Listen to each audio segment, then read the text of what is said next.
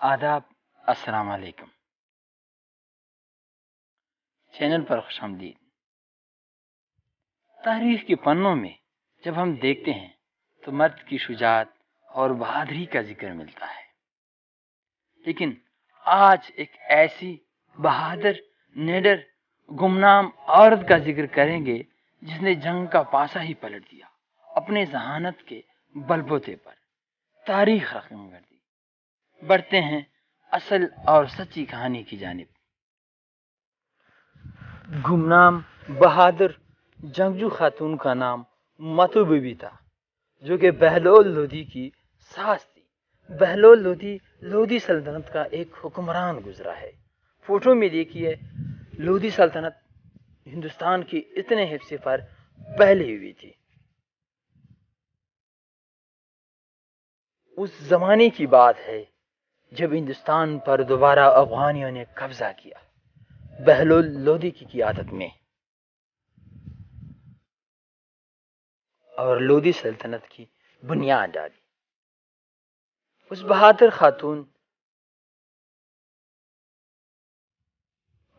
خاتون نے پختونوں کا نام روشن کیا۔ اس بہادر خاتون نے مخالفین کے 1,00,000 فوج کو اپنے ذہانت سے ناکام بنا دیا۔ دلی پر قبضے کے بعد بہلول لودھی ملتان پر قبضے کے لیے چلے گئے تو محمود شرقی نے 1452 عیسوی کو 1,00,000 فوج کے ساتھ دلی پر حملہ کیا۔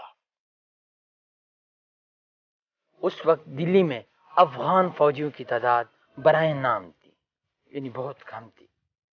سب فوجی لودھی کے ساتھ ملتان کا محاصرہ کرنے چلے گئے تھے۔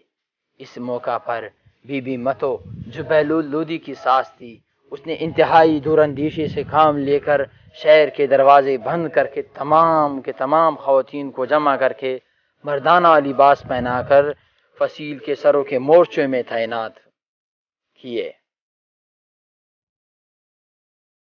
اسی طرح دشمن کو شہر میں مقابلے کے لیے کثیر فوج نظر آنے لگی۔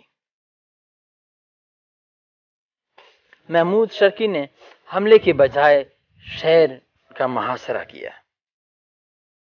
دوسری جانب متو بی بی نے پختونخوا کے پختونوں سے امداد کی اپیل کی۔